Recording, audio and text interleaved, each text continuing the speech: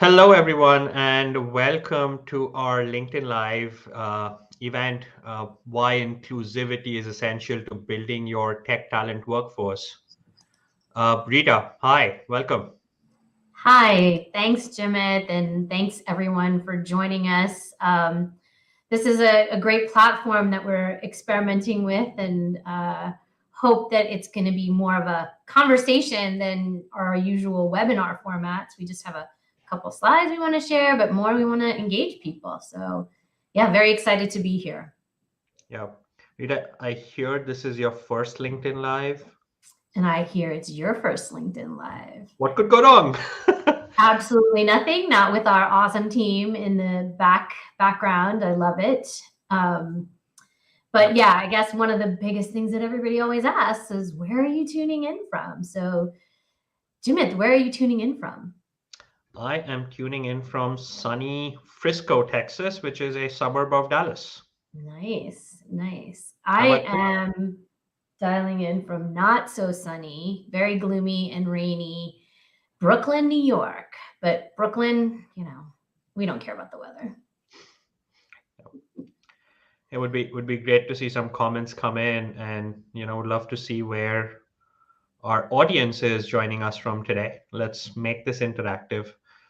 While we do that, and Rita, I know we've been very fortunate to have you join us over the last couple of years, helping us think through all of the initiatives related to sustainability, impact sourcing, DEI, right? And as I look through the title that we have, which is, hey, why inclusivity is essential in building a tech talent workforce, couldn't help but think, was the word inclusivity a combination of inclusion and diversity? Is that why you phrased it that way? It wasn't on purpose. I do like that, but I think that one of the reasons that we talk about inclusion in general is because the diversity conversation is so often focused on gender diversity, which is an important conversation, but it often forgets about those that are systematically marginalized and not included in our usual economy and society. So I think using the word inclusion is important. Inclusivity, yeah, good question. I'm not a grammarian, so I'm not positive about that one. I like play with words, so I like to believe that version that, hey, we coined a new term which we didn't intend to, but inclusivity is an inclusive word which combines inclusion and diversity. So let's go with that. But hey, let's get started. I know that what we wanted to speak about today was this whole issue of talent, and how, as you think across the globe, right, and we've got some stats that we can put in front, or at least an infographic that we can put in front, this issue of talent, especially when it comes to technology, is not a situation which is isolated just to the US, the UK, Canada. As you can see from this infographic, which is talking about four broad metrics around what's happening with attrition, what's happening with growth, what's happening with respect to unmet demand. So, which is basically the difference between demand for technology talent and supply for technology talent, and what's really happening with new center setup. As you see these four icons, right? The first one being the new centers, the second one being attrition, the third icon in each of these rows being the growth, and then the fourth being unmet demand. So as you look across these, one of the things you'll see is that the attrition factor is either yellow, yellow red, or red across all of those areas. And then unmet demand is also fairly red across all of these areas, right? India, being the largest geography, is probably facing the most attrition that we've seen in like the longest period of time. Mexico is seeing a lot of growth right now as a nearshore destination to the US. Again, seeing a lot of red right now. So, what's been fascinating for us going back almost to the middle of 2021, where we saw a bit of this U turn and talent started becoming such a big theme from cost takeout, this technology issue is not isolated to a few countries. It is a bit of a global phenomena that's out there. How do you see this, Rita? Well, the first thing that stood out to me when I saw this information was just the lack of green. I like the traffic signal colors, but there really does seem like the biggest point in this slide is that nowhere is mostly or entirely green, which begs the question of what's the answer to turning those places green. And I think that's where our conversation on inclusion or hidden talent starts to become important. Yep. Yep, no, absolutely. By the way, I see you've got folks joining in from lots of places. Couple from Florida. Hello, Seattle. Folks even joining in from India, San Francisco, Kentucky, Boston, Salt Lake City, Utah. So lovely. Thanks for seeing a bunch of the comments here. One reminder, as you have questions as we go through this, let's keep this interactive. Do drop in your questions in the comments. If they're easy, I'll take them. If they are complicated, I'll punt them to Rita. So, and then if they're really complicated, we'll pretend we didn't see it and we'll answer it offline. Just kidding. Don't forget, this is recorded, Jimit, so you can't just ignore. Yep. Yeah, and I wanted to just say hi to some of the friends that I see that are focused on impact sourcing. I'm so excited to see you here, Ankur and Todd. Very excited to have these conversations with you. We were also wanting to ask a question in addition to where you're dialing in from.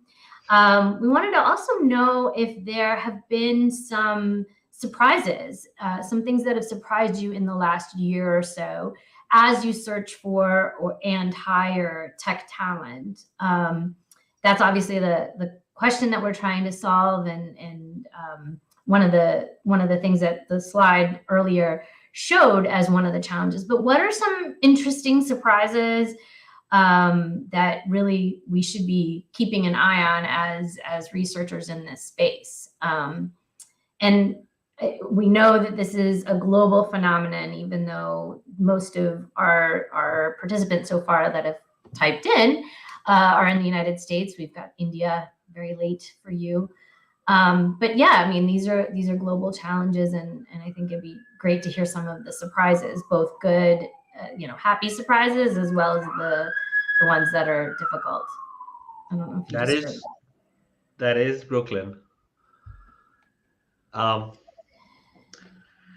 Yeah, and one thing that I will say, which has been a bit of a surprise on the negative side, again, kind of talking through the severity of this, is it's not just how global the nature of this problem has been, but also how pervasive it has been in terms of across seniority levels, across technology domains. Yes, one can argue that in some aspects of technology, more commodity skills, if you might call it, the problem isn't as pronounced, but I don't see that as being entirely true either, right? So what's been a surprise for some of the folks that I've been speaking to is how broad and wide this challenge seems to be.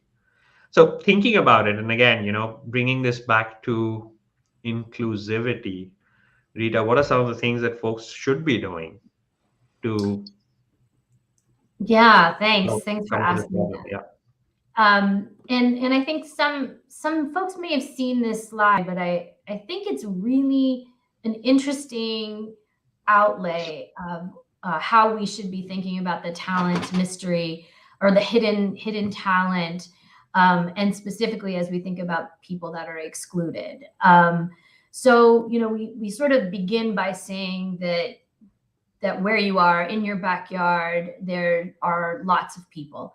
Some studies that we've seen have said there's 27 million hidden workers just in the United States. And then we see our own, the companies that we're interacting with, coming up with solutions to that. Infosys is recruiting from U.S. community colleges.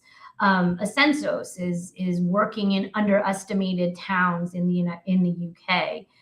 And a lot of these companies are looking at groups that are typically excluded and maybe thought of much more when we think about diversity. So women, which we talked about earlier, people with disabilities, which sometimes comes with accommodations that we're all sort of prepared and have the technology to do to take care of.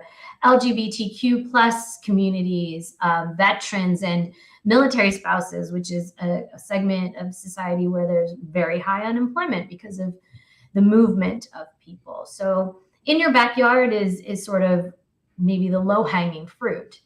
The second is really thinking about in your neighbor's backyard, as our little puppy dog is peeking into the neighbor's yard as he's probably smelling some interesting things being cooked.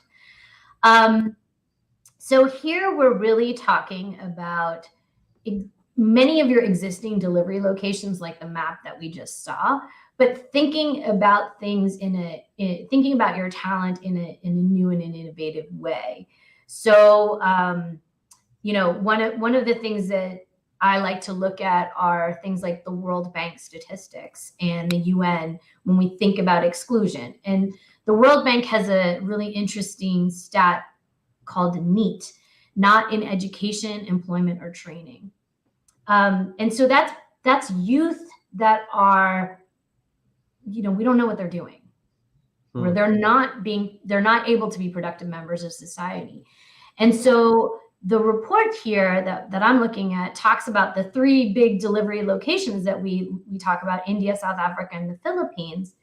Their NEAT percentages are 30%, 32%, and 19% respectively. And those are big parts of the population that are just not getting engaged. So we could be talking about skilling. We could be talking about under-resourced areas, going into smaller towns. And again, sort of the community of people that we end up targeting in thinking about this is, where the refugees that have been a crisis for the last several years.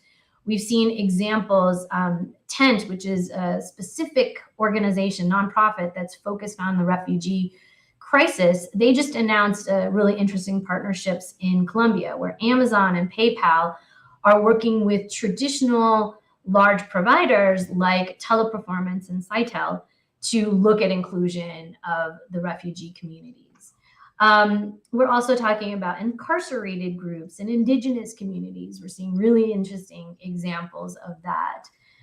And then the last is really thinking about the world as your oyster. I think if anyone's been watching the kinds of things that we've been talking about here at Everest Group, you'll know we've spoken a lot about what's happening in Africa, and that the population pyramids are actual pyramids. There's improving economic development. The other interesting thing to me is that rural India is just beginning to get tapped. 898 million people are still in rural India. So here we have another opportunity. And then, the big thing when we think about really going into these undiscovered locations is that the ecosystem and the partnerships matter. When we think about how is it that you bring folks up to speed in doing the job roles that we're interested in, and that's where I think there's some really interesting partnerships and folks that are doing interesting things. So Rita, let me ask you a question. Right, this is from a technology lens. One of the things that you hear a lot is you probably can get entry-level skills if you're driving an inclusion program like this, right? What's been your experience? Because I know we've discussed this, and it feels a bit like a myth to just declare, hey, it can only happen at the lower end of the food chain, and then if you really need higher order skills, data science as an example, you can't solve for that. So how do you respond to that? Yeah, it's a great point. And but I think the thing is that all kinds of needs bring out innovation. I just got off the phone with a company based in Africa that is working with youth that are unemployed or underemployed and converting them into data scientists and data engineers. This is Explore Data Science Academy, and they're doing some really interesting work. And they're wondering, where is it that we should be placing the youth that are coming out of their programs? And they know there's a huge demand for talent, but do companies actually have their eyes open to thinking about talent coming from Rwanda or Ghana or from Kenya or Nigeria? And the answer is, of course, yes, they are. There's other companies like Andela who are globally placing engineers. Now, does it always have to be that somebody is moving for those jobs? Or is it more that we can have choices? Can we be influencing policymakers to think about the way that talent is moving in and out of these countries? There's some interesting things that are going on. I actually want to mention also a couple of interesting impact sourcing specialists that I've been able to work with. iMerit, they're doing such interesting and innovative things with AI and ML technology, leveraging the fact that they have a diverse talent that can then influence the work that they're doing with AI and ML, which is exactly what we're talking about when we talk about the biases in that data. Mm-hmm. And companies like Interapton, I think I did see that that Ankur is on our call here. They're doing things in Middle America and with real technology. It's no longer just the data entry that we used to talk about. Yep. No, and I think that's one of the big eye openers, that you don't just see this in, as you mentioned, data entry, lower order skills, QA, but you are seeing some AI, ML, data science work that's also coming out of community programs. Todd made this really interesting comment, and I'd love to hear your perspectives on this, Rita, which is still waiting to see more companies. Todd Jensen, thanks, Todd. Still waiting to see more companies put their social mission and impact related activities at the forefront. People are craving making an impact, and genuine efforts here would be a big recruiting tool, right? I'll make one quick comment, and then Rita would request you to weigh in. I think that's a great point. When it comes to technology, one of the things that we've started doing is we've been looking at some employer attractiveness indices, is to look at, candidates are weighing how inclusive and diverse their technology teams are. It is becoming an important factor for teams or individuals to consider where they join or not. And in a lot of ways, if you want to see the direction of where mainstream technology groups are going to be 2 years, 3 years, 5 years from now, you have to look at what big tech is doing today, right? So as you think about what big tech is doing today when it comes to their social mission, anything comes to mind in terms of folks who are doing this better than the others? I'm not sure if I'm ready to call out anyone as doing better than others, but what I will say is I'm with you, Todd, that I'm waiting, but I'm also getting to be in a unique position to see some of the results. I remember a decade ago when I was at NASCOM Foundation, we used to say that we would see an uptick on the tech companies' websites on their CSR pages during recruitment season. And we knew the reality was that no one was choosing a company because they liked their CSR program over another's. But if the salaries were the same, if the packages were the same, they were moving to the places that they saw real good happening.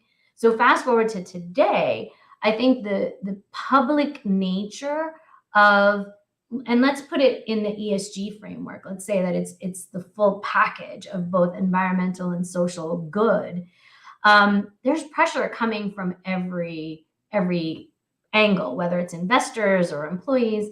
And we know that the Great Resignation, one of the root causes that many have found, including us, is that young people, well, maybe all people, are looking for purpose in their lives, and work is a big part of your life. I think They say you spend more waking hours with your colleagues than you do with your family. So yeah, I think all of those messages are getting heard. And I feel like, Jimith, you started off at the beginning saying I've been here for a couple of years. No, I haven't even been here for a year. I feel like creating this role at Everest Group is an indicator that the market is asking for that. And they are doing it, but don't always know and have the tools on how to do it. Yep. I also see this very interesting comment from Simran, right, who's talking about returnship programs for skilled women who are coming back. And we're definitely seeing these. And then internships on the one hand, and the returnships are creating another pool of technology labor to look at, which I think becomes an important dimension as we think this forward, right? Yeah. Yeah. I think it'll be really exciting when we start to see returnships being applicable to men. Um, I know my cousin's husband decided that he was going to be the one to take the time off for the first few years of their kids. And what's his returnship look like? So yeah, it's awesome example. Yeah. And then just from a, I know we spoke earlier about how global this phenomena is, right? And as we think about this, the landscape of options that folks need to look at also needs to be global. And I know we had some analysis that we'd done in terms of where the different geographies are. Any surprises? And Rita, I know that there's a state of the market report on impact sourcing that we're going to be publishing soon. There's a webinar we did on this, which, by the way, is available, and we can put that in the link here for folks to download. But any major surprises that you wanted to call out as you Sure. think through this map? Yeah, and let me also give the context of what we wanted to share on this. So this map, as opposed to the first one, is a map of impact sourcing specialists. So those companies where their primary talent strategy is to be inclusive and look at marginalized communities wherever they operate. And what the biggest surprise or happy surprise was that in 2012, when we first looked at impact sourcing as it was getting codified, when there was a bunch of support that was coming from Rockefeller Foundation, at that time, the impact sourcing conversation was so focused on the global South. And today, as you can see from this map, it truly has become a globalized movement. There is still a larger concentration in APAC, and that is very much driven by the fact that there's a lot of innovation coming out of India, as well as some other locations and even public policies around this in the Philippines, for example. And then we see that Africa, it's no longer just saying South Africa and Kenya, which were the two countries that were kind of getting a lot of the focus back in 2012. Now we see a much larger breadth of countries being covered, and a lot of that through just a handful of companies like Ishahit that are really saying that we recognize that there's talent everywhere. And then the big surprise is the newest geography to kind of come into the conversation is North America, or specifically the United States. Inclusion and social inclusion has become an important factor, and social enterprises are beginning to see that the technology sector is a great place to operate and a great place to create some livelihoods.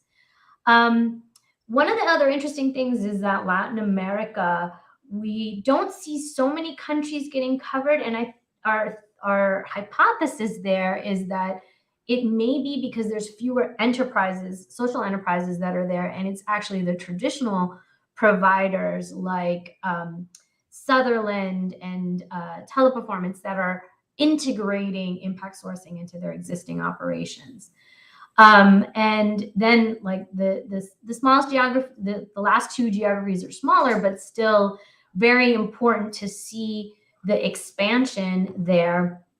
because as I said, as I talked about earlier, there's a refugee crisis that's happening. We're seeing companies think about this as win-win and not short-term mindset, and actually creating jobs and space for folks to operate. So I think it's just exciting to see. And to my mind, we've probably captured maybe about 50% of the actual companies that are out there. Every time I log on to LinkedIn, I see more companies that are talking about inclusion, whether they call it impact sourcing or not, they're talking about inclusion. And so I know that this universe is completely expanding. Yeah. And Rita, I did want to take a moment to thank you for pushing us in this, what you say is less than a year. Feels longer, right? It feels like we've been on this journey for a while. And I read this somewhere. I thought it was fascinating. I know it needs to change, which is right now where most folks are, diversity is a program, inclusion is a mindset, right? And I think we need to get that mindset more pervasive, but then also get more and more companies to act on it.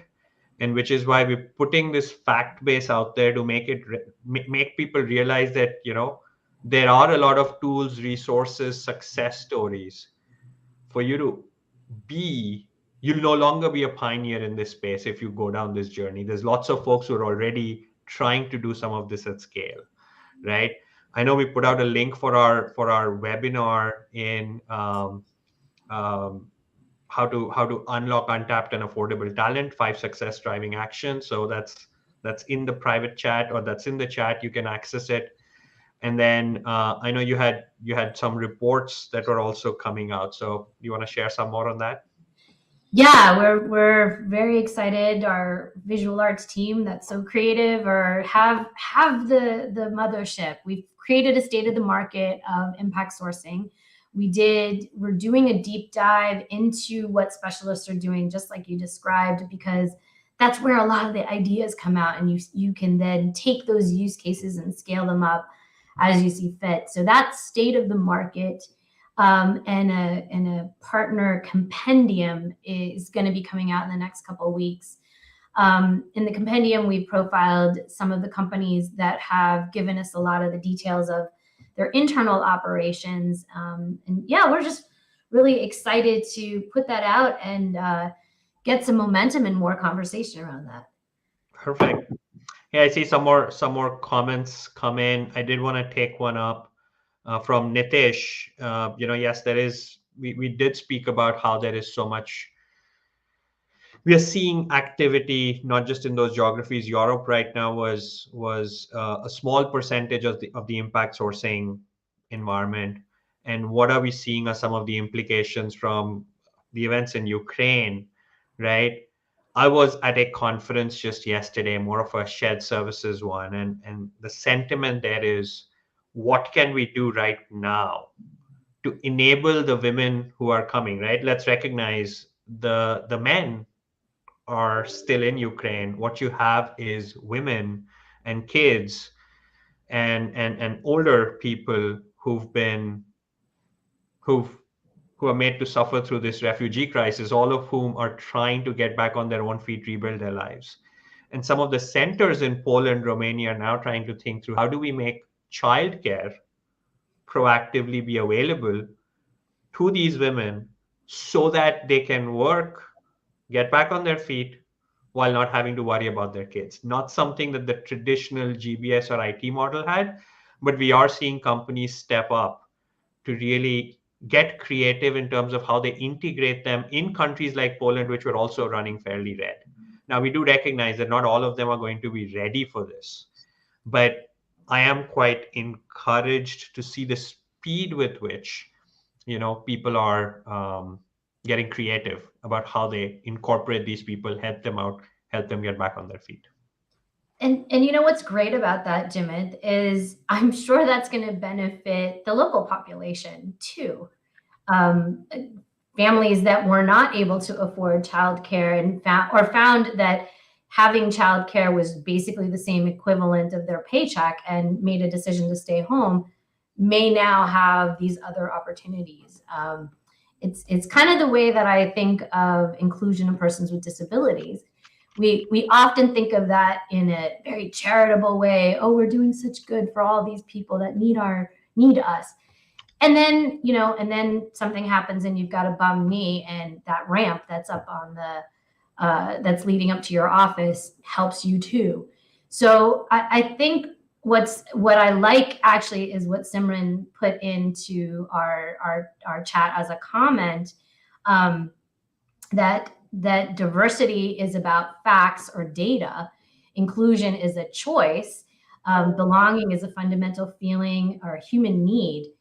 Yeah, and Simran, we like using the DEIB acronym as well. I think a lot of these acronyms end up getting more letters, but I like the way that you've summarized why it's important to really think about all of those aspects, because we agree.